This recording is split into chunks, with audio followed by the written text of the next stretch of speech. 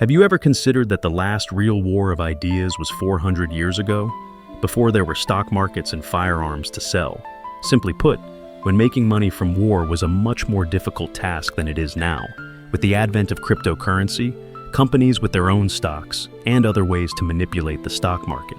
You've heard of concepts like inflation, crisis, and that with new wars, prices get higher and exchange rates change. But have you ever wondered why exactly this happens?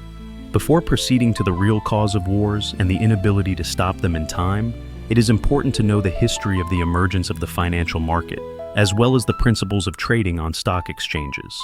In 1531, Italian merchants created a similar stock exchange in Bruges, which played a significant role in international trade.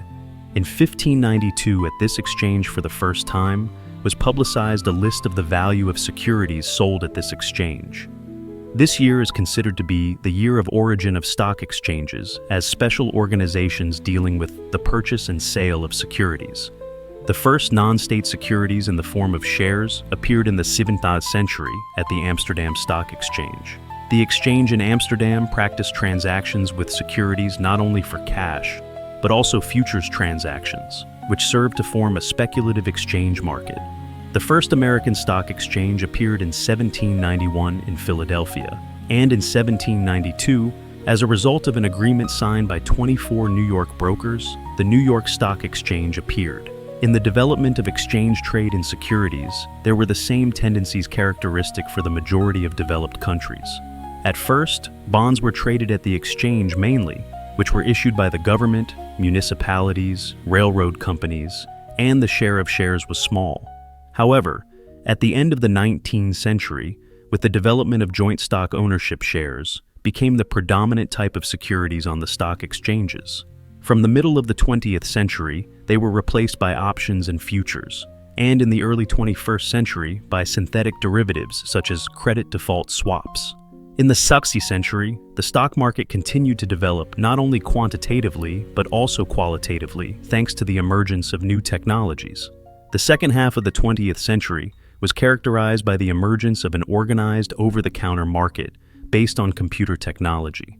Over time, the market began to develop, and together with real currency of different countries, as well as bonds, it became possible to buy shares of various companies. And in the future also cryptocurrency. The price of a share, as well as the price of a token, is determined by the ratio of capitalization to issuance.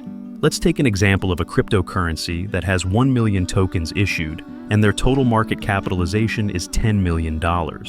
In this case, the price of one token would be $10, excluding commissions. If we imagine that user A buys 150,000 tokens at this price, in this case, he will give $1,500,000 in capitalization and take 100,000 tokens from the issue, and then the creator will have 850,000 tokens at the price of $1,500,000. In this case, the price of the remaining tokens will increase to $13.53. And if we imagine that by this moment, user B already had the same number of tokens, but bought at the price of $5, he can now sell his 150,000 tokens, but at $13.53 per token. And then having bought them for $750,000, he can sell them for $2,020,500. In this case, the profit of user B will be almost $1,300,000, which will be subtracted from the total market capitalization. It will be $9,470,500, and the number of tokens will grow to 1 million. So the token price will be $9.47. And the tokens that user A bought, on which he spent $1,500,000, will now be worth $1,420,575. And user A will suffer a loss of almost $80,000 if he wants to sell everything at this point. This is why some people lose money on the exchanges and others make money. Accordingly, at the moment when stock prices start to fall, people open contracts for the price decrease, and vice versa.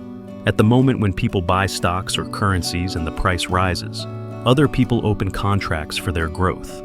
If we imagine that huge groups of influential people make money on the fall and rise of the market, synchronously, following the same signal, it becomes clear why in some cases the help with the end of the war is delayed, and on the contrary, comes too quickly.